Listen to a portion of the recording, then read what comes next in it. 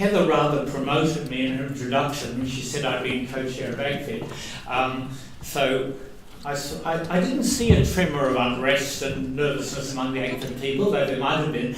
I was actually co-chair of the AGFID Universities Network, which is a somewhat smaller operation. But I'm very pleased to begin with that because I have a memory of several years ago being at an AGFID council and being made to feel extremely uncomfortable by the total absence of any acknowledgement whatsoever that there were people in the room who were not heterosexual. And in the whole discourse on gender, and this is really picking up something that Gillian talked about, which was very strong at that council and at the council dinner, it was all spoken as if we took for granted that the world was simply divided into women and men who were heterosexual. The other thing I wanted to begin with, I actually had two stories, that was one. The other is something I came across on the weekend. The United Nations, as some of you may know, issues its own stamps. In fact, it issues stamps in New York, Vienna and Geneva. It has just released a series of 6 stamps, rather beautiful stamps, promoting, and I quote their press release, promoting LGBT equality worldwide. The interesting thing is that these stamps have been co-sponsored by a number of member countries, including Australia. I'm now looking at the DFAT people, wondering if in fact you knew that Australia had co-sponsored this series.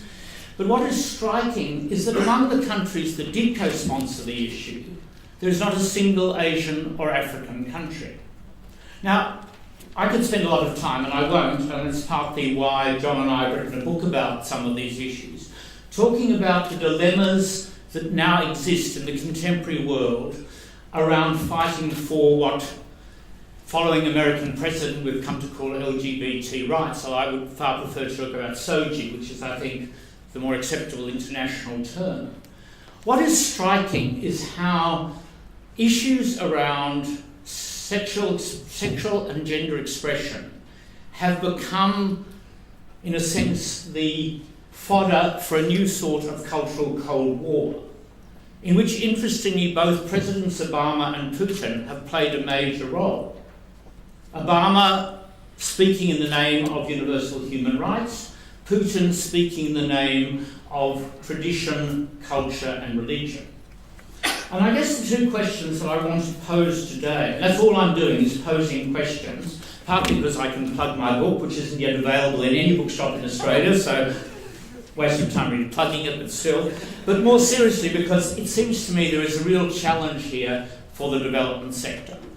And I've often observed, in regard to some of the major development organisations in Australia, that there is something seriously wrong when the Tory Prime Minister of Great Britain is far ahead of people working in development in understanding the realities that in many parts of the world people are literally being tortured, murdered, raped because of their sexuality, their gender expression, or indeed how that is perceived, because of course many of the women who are subject to, quote, corrective rape in southern Africa on the grounds that will cure lesbianism may not in fact be lesbian. And there are some echoes there, I think, of Gillian's comment about people who are perceived as sorcerers.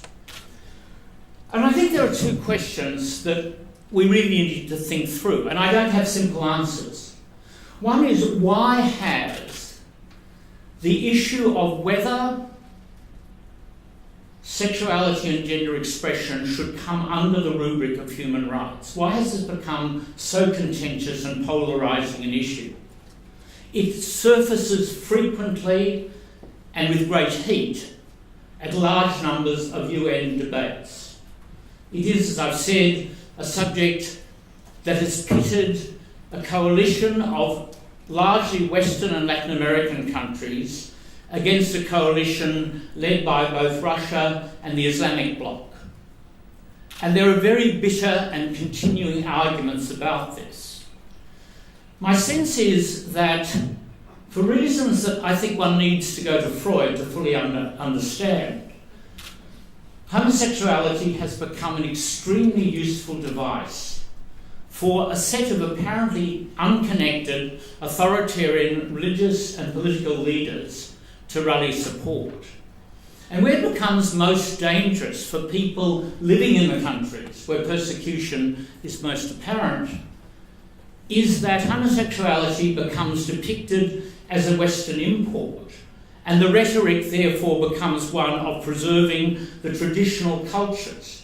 And this reaches its absurdity in the great majority of countries that were colonised by Britain, that retained British anti-sodomy laws which are now justified in terms of cultural tradition. Nobody seems to think a little bit about the irony of anti-colonial leaders defending colonial laws in the name of national sovereignty. But that is the reality. And there are in fact very few countries in the old empire that have decriminalised. It's also worth pointing out that in a number of countries in Africa that were either British or French colonies, new laws and more stringent laws have been brought in. So I'm certainly not trying to argue for a simple, this is a nasty relic of colonialism. I think to do that is to deny agency to the extremely unpleasant thugs and bullies who unfortunately control many of the countries where persecution is worst. But the second question, and I think that one that goes directly to the people in this room, or many of you, is why have the development agencies been so loath and so unwilling to deal with these issues? And there I think we need an intelligent and sympathetic and informed discussion. I think there are a number of reasons. There is clearly a certain squeamishness that unfortunately seems to me more prevalent in the development sector than in most parts of the community. In fact, my own experience is that the two groups who find talking about sexuality most difficult in Australia today are the Liberal politicians, except those who are obsessed by it and can think of nothing else, like Cory Bernardi, and the development sector. And that is, I think, a challenge for many of you in this room. There's also, I think, the point Gillian made, that talking about sexual orientation and gender expression cuts across a fairly simple traditional view of gender in which nasty men oppress women. That, of course, is a view, I mean, I'm simplifying obviously, but it's a view that also depends upon a very essentialist sense of woman and man, and a taken for granted sense of heterosexuality and family structures. And to challenge that, and I think that that is a view of the world that is very strongly embedded in the current DFAT views on gender and development.